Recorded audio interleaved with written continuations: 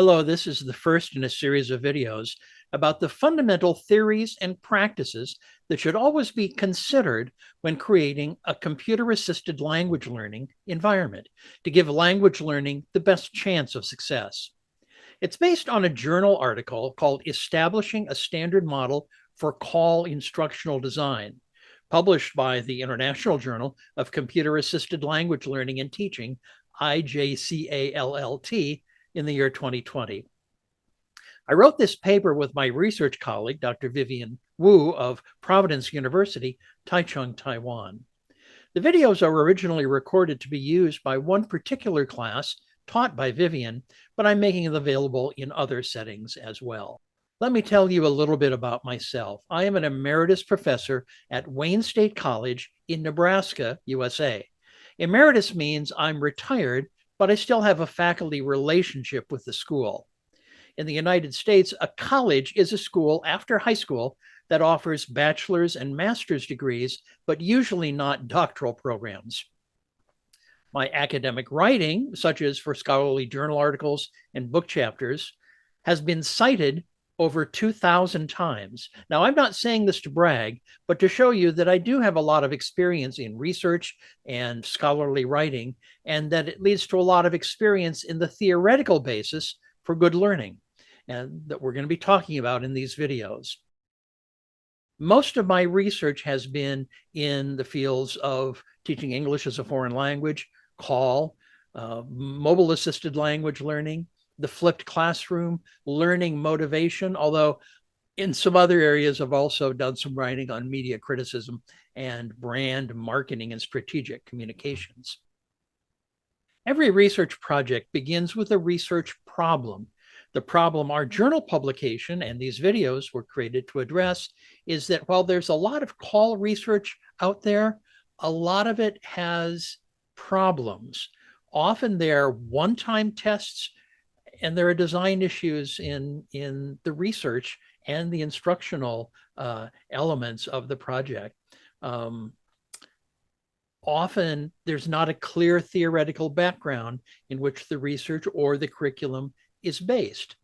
And there is not broad agreement in the literature out there about the fundamental theories and practices that should be considered when creating a CALL environment in order to give language learning the best chance for success. The scholarly literature would benefit, we concluded, from a compilation of the relevant theories. Before I go further, I want to talk about some definition of terms. Now, if you're in the class this video was originally created for, you'll probably know these terms, but some of you will be watching without being in that class, so I want to make sure we define them. The first is computer-assisted language learning. That's abbreviated as CALL. CALL is the wide range of computer technology that can be used to assist or benefit language learning.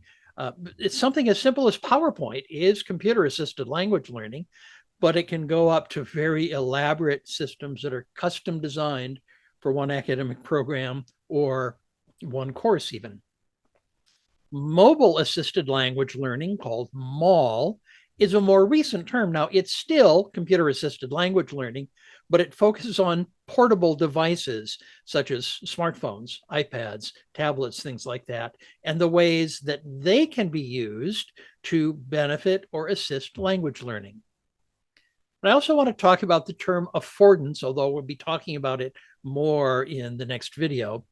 Affordances are the capabilities and benefits that a particular educational tool or technique provides. Research into affordances is separate from experimental methods in which we test outcomes of, say, participants using a technology and participants in a control group not using the technology and seeing how they compare. In affordance-based research, we talk about, again, the capabilities and benefits that a particular tool or technique provide without having to look at what happens if we don't have these affordances.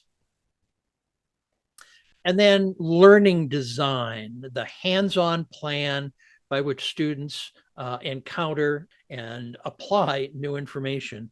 Now, formerly, learning design was referred to as instructional design, but learning design is gaining popularity as a replacement term because it puts the focus on the students, not on the teacher.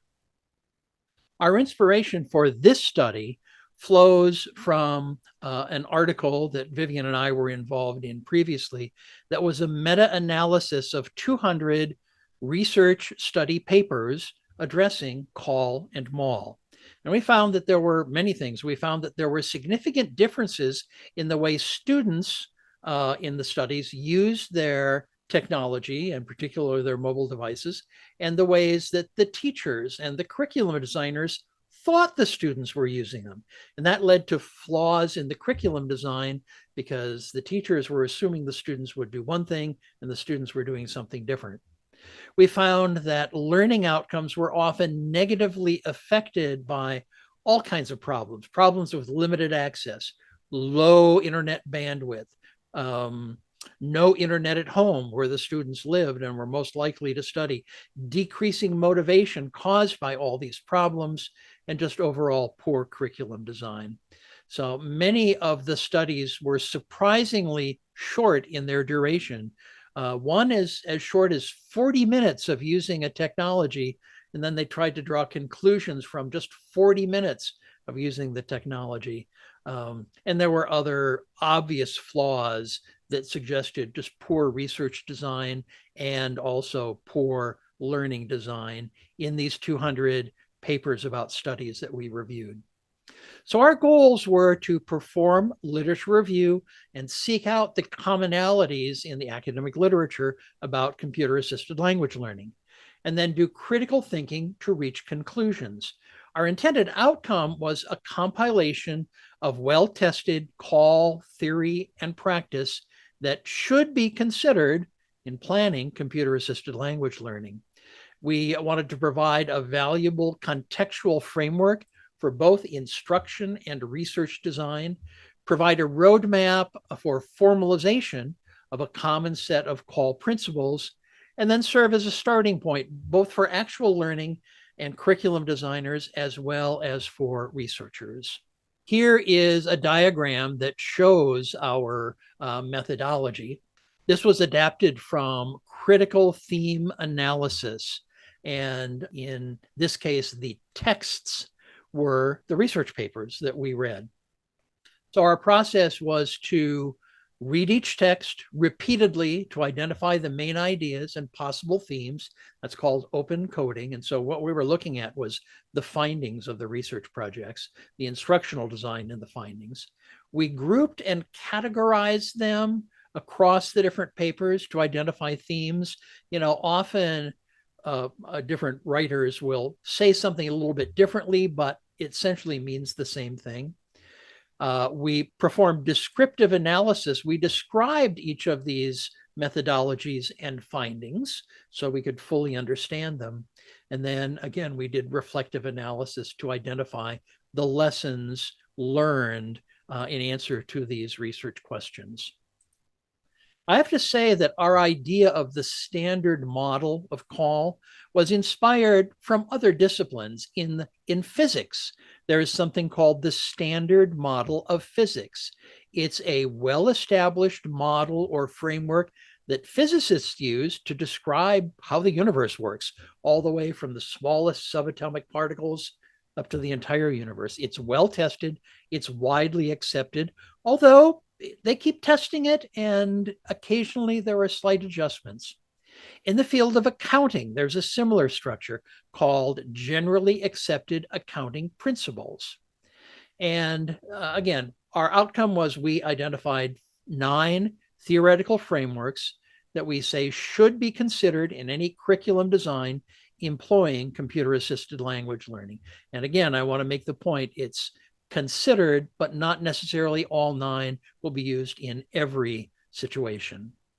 So here are the 9 foundational theoretical components that our research identified for the standard model of call learning design.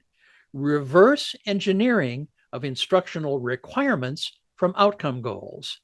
affordance-based learning design, constructivism embodied by student-centered active learning, communicative language teaching, authentic learning materials and experiences, incremental learning, task-based instructional design, gamification, and long-term use via curriculum integration.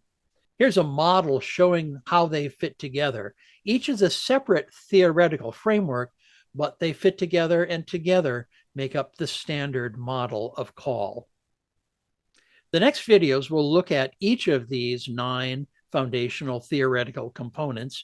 Next time, we'll consider the first 3 of them: reverse engineering of instructional requirements from outcome goals, affordance-based instructional design, constructivism embodied in student-centered active learning.